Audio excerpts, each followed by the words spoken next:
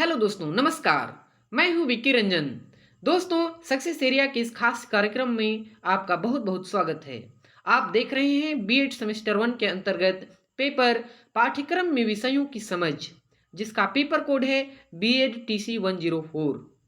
आज हम लोग इस वीडियो में चर्चा करेंगे कि असाइनमेंट कैसे बनाया जाता है, असाइनमेंट में क्या लिखा जाता है, किस प्रकार का आंसर जो है लिखा जाता है।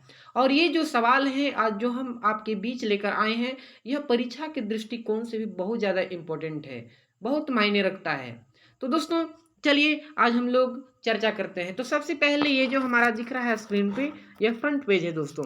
फ्रंट पेज हम लोग इस प्रकार से बनाते हैं। उसके बाद ये जो है सब्जेक्ट वगैरह सारा कुछ यहाँ पे लिखा हुआ है। असाइनमेंट वर्क है सबमिटेड टू में जो टीचर्स होते हैं उनका नाम होता है, और सबमिटेड बाई जो जमा करते हैं उनका नाम होता है दोस्तों। चलिए आगे हम लोग देखते हैं। उसके बाद जो सेकेंड पेज है वह क्या होना चाहिए? सेकेंड पेज होना चाहिए इंडेक्स। इंडेक्स में वो सारी चीज़ें मेंशन रहती है जो हम उस अंदर लिखे हुए हैं। तो सीरियल नंबर देना है, टॉपिक, उसके बाद पेज नंबर, और टीचर जो है वहाँ पे साइन करते हैं उनका ये देना है दोस्तों। उसके बाद देखिए ये जो वीडियो है उसमें हम लोग एक एक क्वेश्चन को लेकर के चलेंगे ताकि ज़्यादा लंबा वीडियो नहीं बने। तो आज हम लोग पहला क्वेश्चन देखेंगे कि शिक्षण अधिगम सामग्री से आप क्या समझते हैं। एक अच्छे शिक्षण अधिगम सामग्री की विशेषताएं एवं शर्तों का वर्णन करें। बहुत ही ज़्यादा इंपॉर्टेंट क्वेश्चन है। ये जो फर्स्ट वाला क्वेश्चन है इसी की हम लोग चर्चा करेंगे इस वीडियो में। तो आइए वीडियो को शुरू करते हैं। चलिए क्वेश्चन क्या कहता है? क्वेश्चन है प्रश्न संख्या 1 कि शिक्षण अधिगम सामग्री से आप क्या समझते हैं। एक अच्छे शिक्षण अधिगम सामग्री की विशेषताओं एवं शर्तों का वर्णन करें। जी हाँ, देखिए तो सबसे पहले हम लोग परिचय के तौर पर क्या लिख सकते हैं कि शिक्षकों के द्वारा उपयोग किए जाने वाला वह सामग्री जो शिक्षा को सरल, सुगम, आकर्षक, हृदयग्राही तथा बोधगम्य बना देती है, उसी को हम लोग क्या कहते हैं दोस्तों? शिक्षण अधिगम सामग्री कहते हैं। और क्या है? तो शिक्षण अधिगम सामग्री वे चीजें होती है जो हम अगर कोई भी क्लास लेते हैं तो शिक्षक के द्वारा इसका उपयोग किया जाता है। इसे शॉर्ट में हम लोग क्या कहते हैं? तो शॉर्ट में टीएलएम भी कहा जाता है। टीएलएम जिसका फुल फॉर्म क्या होता है? Teaching learning material. क्या होता है? टीचिंग लर्निंग मटेरियल होता है।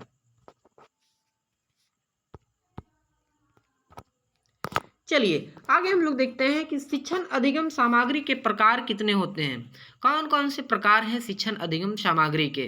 तो दोस्तों शिक्षण अधिगम सामग्री सबसे पहले हम लोग देखेंगे तो एक होता है श्रव्य दृश्य सहायक सामग्री। सबसे पहले हम लोग देखते हैं श्रव्य सहायक सामग्री। श्रव्य सहायक सामग्री में कौन कौन से आते हैं? तो जिसको सिर्फ जिससे आवाज़ें आती हैं, जिससे सुना जा सकता है, सिर्फ हम लोग सुन करके क्या कर सकते हैं उसको अपने जीवन में उतार सकते हैं या फिर सारी घटनाओं को जान सकते हैं, उसको हम लोग श्रव्य सहायक सामग्री कहते हैं। दोस्तों श्रव्य सहायक सामग्री में वो सारी चीज़ें आती है। कौन कौन सी चीज़ें आती है अभी हम लोग देखेंगे यहाँ पे। तो ये जो है श्रव्य सहायक सामग्री, इसमें सबसे पहला तो हो जाएगा मौखिक उदाहरण। ये जो है यहाँ पे आप देख पा रहे होंगे कि श्रव्य सहायक सामग्री, इसमें क्या आता है? मौखिक उदाहरण आता है। मौखिक उदाहरण जो है उसके बाद हम लोग क्या ले सकते हैं? तो रेडियो है, टेप रिकॉर्डर है, ग्रामोफोन है, शिक्षण मशीन है। ये सब सारी चीज़ें जो है यहाँ से यहाँ तक लेकर दोस्तों ये क्या है? तो श्रव्य सहायक सामग्री है। क्या बोलेंगे इसको हम लोग? श्रव्य सहायक सामग्री बोलेंगे। थोड़ा सा ब्रश को पतला कर लेते हैं। चलिए आगे हम लोग देखते हैं कि दृश्य सहायक सामग्री कौन कौन सी चीजें हैं। तो दोस्तों दृश्य सहायक सामग्री यहाँ पे हम लोग देख पा रहे होंगे कि दृश्य सहायक सामग्री जो है वह कौन कौन सी है। तो दृश्य सहायक सामग्री में आप यहाँ पे आइए और देखिए क्या क्या है। तो दृश्य सहायक सामग्री में आ जाएगा आपका कंप्यूटर। क्या आएगा दोस्तों?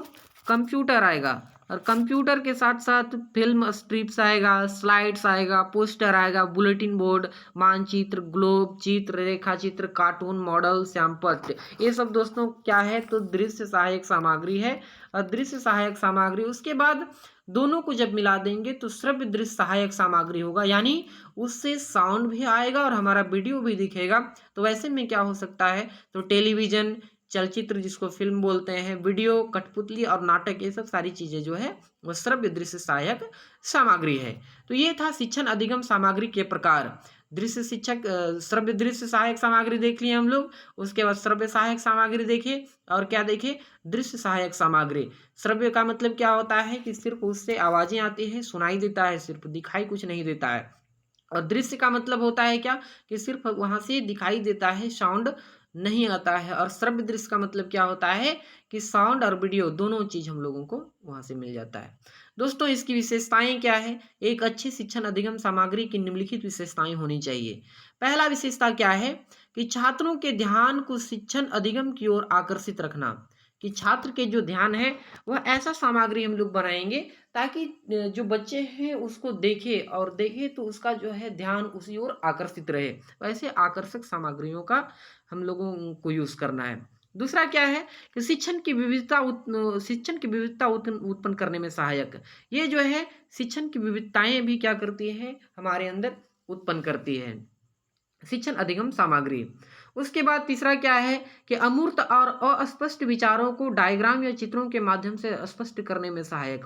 अगर किसी भी चीज हम लोगों को नहीं समझ में आ रही है तो हम क्या कर सकते हैं, बच्चों को डायग्राम के माध्यम से या फिर चित्र के माध्यम से, जो भी वहाँ पे मौजूद है उसके माध्यम से हम उसको क्या करा सकते हैं, समझा सकते हैं। तो ये जो है वही बोला गया है कि अमूर्त और अस्पष्ट चीजों को, विचारों को क्या करता है, डायग्राम के माध्यम से या फिर चित्रों के माध्यम से समझाने का प्रयास करता है। आगे क्या है 4 नंबर, तो 4 नंबर है छात्रों को मानसिक रूप से तैयार करना, जिससे प्रदर्शित सामग्री के कौन कौन से शिक्षण बिंदुओं पर ध्यान देना है यह स्पष्ट करना। और इसको ये जो है मानसिक रूप से भी तैयार करता है, जिससे हम लोगों को पता चले। अगर बच्चों को हम एप्पल का चित्र दिखा रहे हैं तो एप्पल के बारे में क्या क्या चीजें आ सकती है उसको यहाँ पे बताने का ये जो है वह हमें कार्य करता है। शिक्षण अधिगम सामग्री उसकी विशेषताओं को, उसके जो शिक्षण बिंदु हैं उसको हम लोग क्या कर सकते हैं, वहां पे दिखा सकते हैं। उसके बाद इससे समय की बचत भी होती है। समय की बचत कैसे होती है कि मान के चलिए अगर हम लोग कोई भी चीज़ को समझा रहे हैं तो बच्चे जो हैं कभी कभी क्या होता है, वो चीज़ अगर नहीं समझ में आ रहा है और हम डायरेक्ट उस चीज़ का फोटो बना दें, ठीक ना, डायरेक्ट फोटो बना दें और उससे समझाने का प्रयास करें कि ये जो है इसको हम लोग ये चीज़ बोलते हैं, ठीक ना, तो वो जो है क्या करेगा, बहुत जल्दी उस चीज़ों को समझ लेगा, जिससे हम लोग अपनी समय को भी बचा सकते हैं, समय में भी बचत हो सकती है। उसके बाद विषय की निरस्ता और कठोरता समाप्त करने में सक्षम।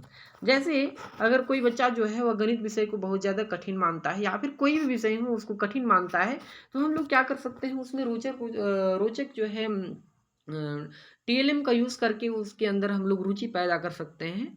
तो रुचि पैदा करने से उसके अंदर जो निरस्ता है और कठोरता है वो भी समाप्त हो जाएगी। हम लोग नए नए जो ट्रिक्स के माध्यम से या फिर जो भी टीएलएम के सामग्री हैं, जैसे हम लोग वृत्त का यूज़ कर रहे हैं तो कोई गोला वगैरह या फिर ट्रायंगल्स वगैरह जो है उसको बना करके वहाँ पे हम लोग दिखा देंगे। या फिर अगर ज्योग्राफी का ये कर रहे हैं, पढ़ा रहे हैं, तो हम लोग पढ़ाते समय जैसे पेड़ पौधा होते हैं तो उनको दिखा करके भी हम लोग क्या कर सकते हैं, पहाड़ पर्वत को बता सकते हैं कि वो जो दिखाई दे रहा है पहाड़ है, ये आसमान है, ये धरती है, ये मिट्टी है। इस प्रकार से हम लोग कर सकते हैं।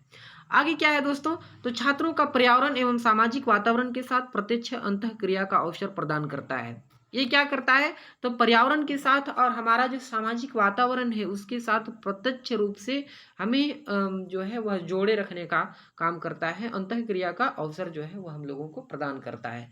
जैसे हम लोग जो है टीएलएम यूज जो करेंगे वह कहाँ से जुगाड़ करेंगे, तो अपने पर्यावरण से ही जुगाड़ करेंगे। हमारा जो आसपास का वातावरण है वहीं से हम लोग क्या करेंगे, उसको जुगाड़ करेंगे, जो क्या करेगा, तो सामाजिक वातावरण, समाज के साथ संपर्क बनाने में हमें सहायता करेगा। अगला क्या है दोस्तों 8 नंबर, तो अभिवृत्ति, विकास और व्यवहार परिवर्तन में सहायक। ये क्या करता है, तो अभिवृत्ति, विकास और व्यवहार परिवर्तन में भी सहायक होता है। आगे है भूतकाल की घटनाओं को स्पष्ट रूप से प्रस्तुत किया जा सकता है। इससे हम लोग क्या कर सकते हैं, तो भूतकाल की जो भी घटनाएं हैं उसको हम लोग स्पष्ट रूप से प्रस्तुत कर सकते हैं।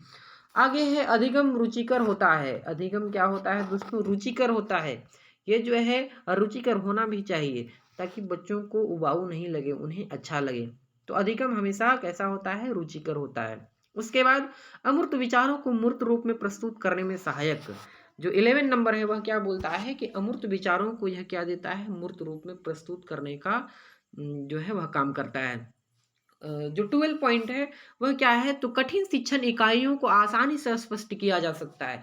जो भी कठिन टॉपिक्स हैं या फिर वो सब टॉपिक्स हैं उसको हम लोग क्या कर सकते हैं, तो आसानी से स्पष्ट कर सकते हैं चित्र के माध्यम से, फोटो के माध्यम से।